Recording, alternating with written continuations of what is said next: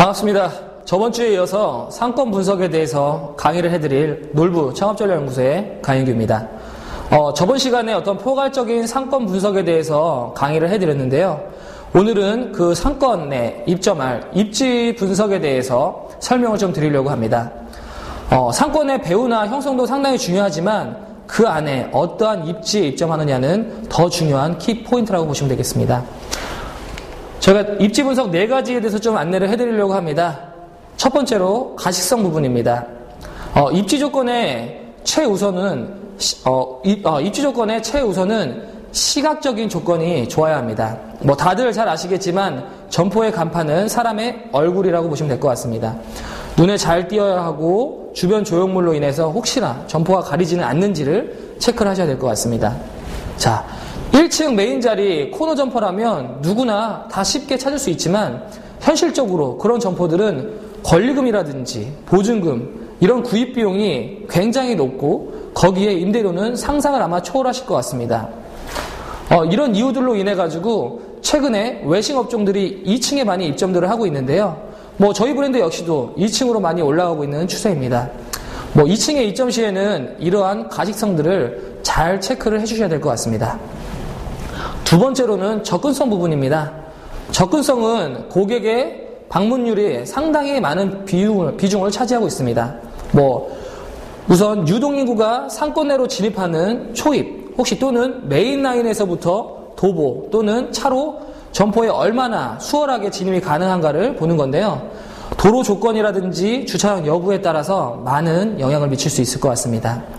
1층일 경우에는 바로 인접한 도로가 일방 통행은 아닌지, 도로에서 차로 바로 들어올 수 있는 진입로가 있는지, 도로폭은 어느 정도인지 등을 꼭 체크를 하셔야 될 것 같습니다. 2층일 경우에는 계단이라든지 엘리베이터의 유무, 그 다음에 도보의 거리 등 다양한 요소들이 영향을 미치게 됩니다. 2층에 올라가는 계단이 찾기가 혹시 어렵거나 한참을 돌아가야 한다든지, 한창에 돌아간다든지는 고객의 재방문율이 떨어지거나 중도의 다른 가게로 이탈을 할 가능성이 높습니다. 따라서 점포의 가시성이라든지 더불어 접근 용이성에 대해서만큼은 신중하게 결정을 하셔야 될 것 같습니다.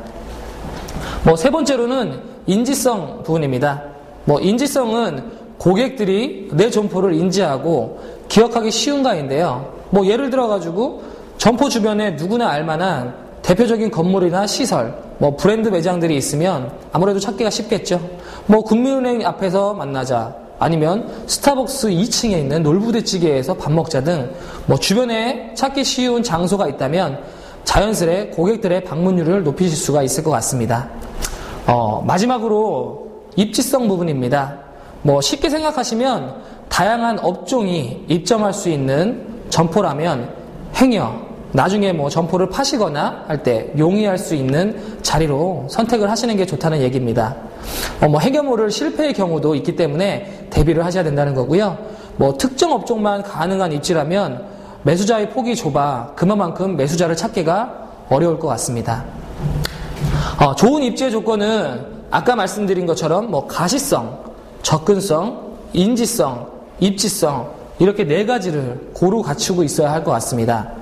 눈에 보이는 부분, 그 다음에 쉽게 들어올 수 있는지, 고객들이 찾기 쉽고 기억하기 쉬운지, 나중에 빠져나가기 쉬운지, 이러한 부분들이 종합적으로 봤을 때 우수한 점포라면 성공 확률이 당연히 높고 혹시 모를 퇴점에서 최대한 피해를 줄이실 수가 있을 것 같습니다. 예를 들어서 저희가 실전에서 점포를 결정하실 때인데요. 창업하시는 분들마다 나름대로 보는 안목과 감은 있으실 겁니다. 보자마자 피 딱 꽂히는 점포가 있고, 조건은 다 괜찮은데, 느낌이 딱 오지 않는 점포도 있겠죠. 마음에는 드는데, 마음에 드는 점포인데, 당연히 높은 투자금이 있을 거고, 금액은 마음에 들면 자리가 또 마음에 안 드시는 경우가 많으실 거예요. 아마 경우의 수들이 아마 많으실 건데요. 문제는 여기서는 초보자의 감과 전문가들의 감은 확실히 확연하게 다르다는 겁니다. 전문가의 경우는 감뿐만이 아닌 다양한 정보라든지 자료를 통해서 사연들에게 정보를 드리는 거기 때문에 그런 것들을 충분하게 이해를 하시고 그다음에 자료로 많이 삼으셨으면 좋으실 것 같습니다.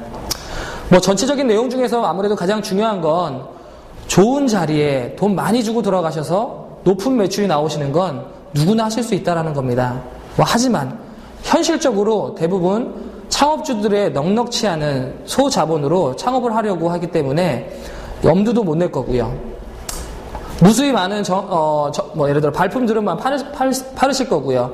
갈등의 연속과 다들 기가 얇아진다는 특징들이 있으시죠. 결정을 하시기가 두려워서 상권에 한두 번씩은 가본 지인이라든지 부동산들에게 의지하시는 경우도 아마 종종 있으실 겁니다. 비싼 데서 돈을 버는 것도 되게 상당히 중요합니다. 하지만 어떤 최소의 비용으로 최대의 수익을 올리려면 눈에 보이는 부분보다 잠재되어 있는 배우까지 정확하게 상권, 입지 분석이 필요하다는 부분을 꼭 염두하시기 바랍니다. 오늘은 여기까지 말씀을 드리고요.